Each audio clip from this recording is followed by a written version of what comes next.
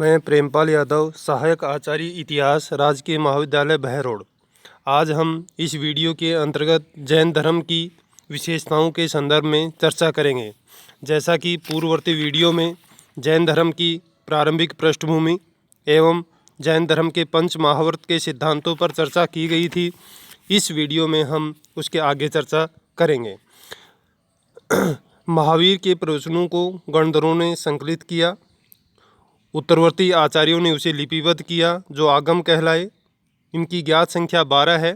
शास्त्रीय भाषा में इन्हें द्वादशांगी कहा गया है। ये ग्रंथ जैन दर्शन के मूलाधार हैं, जिनसे हमें जैन दर्शन के बारे में बहुत सी महत्वपूर्ण जानकारियाँ मिलती हैं। अनेकांतवाद जैन धर्म का एक प्रमुख सिद्धांत है, जिसके अनुसार प्रत्येक वस्तु अनेक स्वरूप लिए हुए है। सामान्य मनुष्य उसके सभी गुणों या पक्षों को पूर्ण रूप से नहीं देख पाता। उदाहरणार्थ, हम उतनी ही वस्तुएं देख सकते हैं जहां तक कि हमारी दृष्टि जाती है, किंतु पृथ्वी का बहुत बड़ा हिस्सा हमारे लिए अज्ञात है।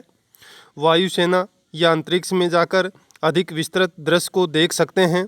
अतः जितना हमें दिखाई दे रहा है वह भी सत्य है, किंतु वह पूर्ण सत्य नहीं है।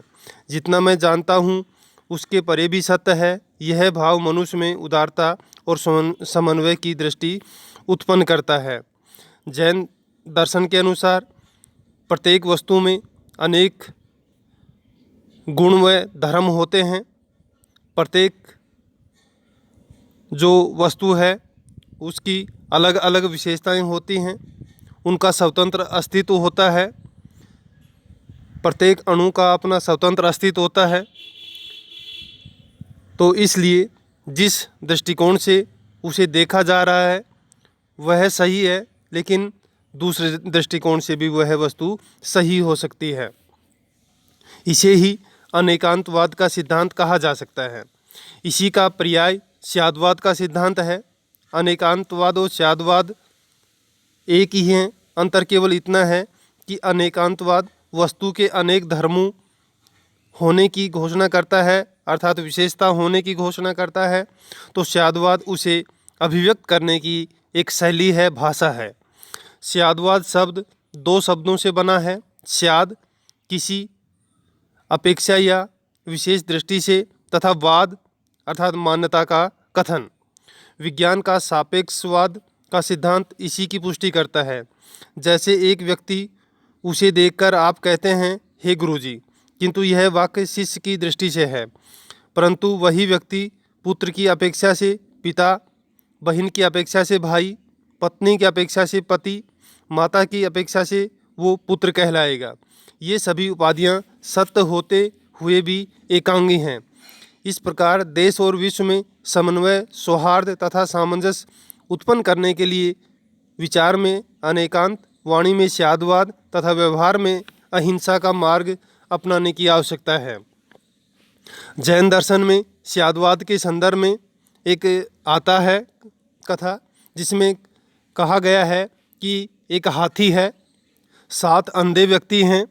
7 अंधे व्यक्ति से कहा जाता है कि आप हाथी का स्वरूप बताइए। एक अंधा व्यक्ति है, हाथी के पैरों को छूता है। दूसरा अंधा व्यक्ति है, हाथी की सूंड को छूता है। तीसरा अंधा व्यक्ति है, हाथी की पूंछ को छूता है। चौथा है, हाथी के कान को छूता है। ऐसे ही अन्य व्यक्ति हाथी के किसी न किसी अंग को छूते हैं। जिस व्यक्ति ने हाथी के पैरों को छुआ है वो कह रहा है कि हाथी खंबे जैसा है। जिस व्यक्ति ने हाथी की पूंछ को छुआ है वह कह रहा है हाथी रस्सी जैसा है। जिस व्यक्ति ने हाथी के कान को छुआ है वह कह रहा है हाथी पंखे जैसा है। तो इस प्रकार वो व्यक्ति अपने दृष्टि से सही हैं, लेकिन समग्र दृष्टि से सही भी नहीं हैं।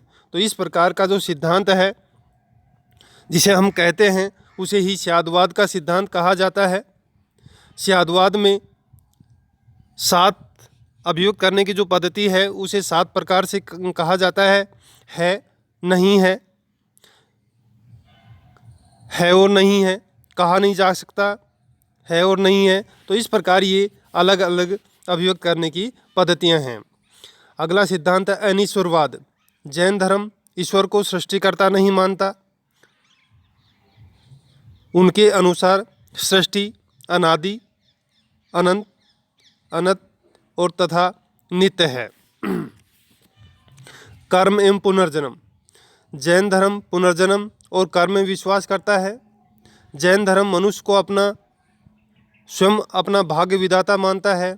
इस प्रकार जैन धर्म में कर्म की प्रधानता को स्वीकार किया गया है। मनुष्य के समस्त दुखों सुखों का कारण उसके अपने कर्म ही हैं। मनुष्य के कर्मों के कारण पैदा होने वाली सांसारिक वासनाओं के बंधन से आत्मा का जन्म मरण चक्र चलता रहता है। कर्मों के फल भोगे बिना जीव की मुक्ति नहीं हो सकती। इस प्रकार कर्म ही पुनर्जन्म का कारण बनता है। जैन धर्म में कर्मों के आगमन की जो ये प्रक्रिया है और कर्मों के समाप्ति की जो प्रक्रिया है, इसके बीच में महत्वपूर्ण वर्ड आते हैं, जैसे संवर, निर्जरा, आसव, इस प्रकार के वर्ड आते हैं। तो कर्म फलों से छुटकारा जब प्राप्त करते हैं तभी कैवल्य की प्राप्ति होती है। कैवल्य भी इसका एक तरह से अंतिम लक्ष्य है। जैन धर्म में जीवन का जो चरम लक्ष्य है उसे कैवल्य कहा जाता है। हिंदू धर्म में हम इसकी कुछ तुलना कर सकते हैं यहाँ पर समझने के लिए, बल्कि दोनों वर्ड अलग अलग आएंगे। एक तरफ कैवल्य है, हिंदू धर्म में उसी का जो समकक्ष वर्ड है वह है मोक्ष है। कैवल्य सर्वोच्च ज्ञान की प्राप्ति है। मोक्ष की प्राप्ति के लिए यहाँ सर्वोच्च ज्ञान की प्राप्ति के लिए 3 साधन बताए गए हैं: सम्यक ज्ञान, सम्यक दर्शन, सम्यक चरित्र, जिसे जैन धर्म में त्रिरत्न का सिद्धांत कहा जाता है। सम्यक ज्ञान, इसका तात्पर्य है सही विचार, अर्थात सत्य और असत्य को भेद समझ लेना। जैन धर्म में ज्ञान के 5 प्रकार बताए गए हैं, जैसे मति अर्थात इंद्रियों के द्वारा प्राप्त ज्ञान, श्रुति अर्थात सुनकर अथवा वर्णन के द्वारा प्राप्त ज्ञान, अवधि अर्थात कहीं रखी हुई किसी वस्तु का दिव्य ज्ञान, मनपरीय अर्थात दूसरे के भावों को विचारों को जान लेना, केवल अर्थात ज्ञान अर्थात पूर्ण ज्ञान, जिसे प्राप्त करने के बाद कुछ भी जानना शेष नहीं रहता है। सम्यक दर्शन, जैन तीर्थंकरों और उनके उपदेशों में दृढ़ विश्वास ही सम्यक दर्शन है। इसके 8 अंग बताए गए हैं: संदेह से दूर रहना, सांसारिक सुखों की इच्छा का त्याग करना, आसक्ति विसक्ति से बचना, गलत रास्ते पर नहीं चलना, अंधविश्वासों से विचलित नहीं होना, सही विश्वासों पर अटल रहना, सभी के लिए समान प्रेम रखना, जैन सिद्धांतों में पूर्ण आस्था तथा विश्वास रखना। त्रिरत्न का अगला सिद्धांत है सम्यक चरित्र। जो कुछ भी जाना जा चुका है तथा उसे सही माना जा चुका है उसे कार्य रूप में परिणित करना ही सम्यक चरित्र है। इसके अंतर्गत भिक्षुओं के लिए 5 महाव्रत तथा गृहस्थों के लिए 5 अणुव्रत बताए गए हैं तथा सचरिता एवं सदाचार पर बल दिया गया है। जैन धर्म में सम्यक दर्शन, सम्यक ज्ञान और सम्यक चरित्र को कुल मिलाकर हम कहते हैं त्रिरत्न का सिद्धांत। त्रिरत्नों के अनुसरण करने पर कर्मों का जीव की ओर जो बहाव रुक जाता है उसे जैन दर्शन में संवर कहा जाता है। साधना से संचित कर्म नष्ट होने लगते हैं। इस अवस्था को जैन दर्शन में निर्जरा कहा जाता है, जिससे जीव के कर्म पूर्ण रूप से समाप्त हो जाते हैं। तब वह कैवल्य की प्राप्ति कर लेता है। कैवल्य के पश्चात जीव का इस संसार से आवागमन का चक्र समाप्त हो जाता है तथा जीव अनंत ज्ञान, अनंत दर्शन, अनंत वीर्य, अनंत सुख की प्राप्ति कर लेता है, जिसे जैन दर्शन में अनंत चतुष्टय कहा जाता है। कालांतर में जैन धर्म श्वेतांबर और दिगंबर 2 प्रमुख धाराओं में विभक्त हो गया। श्वेत वस्त्र धारण करने वाले श्वेतांबर जैन व पूर्णतः निर्वस्त्र रहकर साधना करने वाले साधु दिगंबर कहलाए। काल प्रवाह में ये दोनों ही धाराएं अनेक उपधाराओं में विभक्त होगी, लेकिन 5 महावर्तों की मूल मान्यता सभी धाराओं में एक ही है।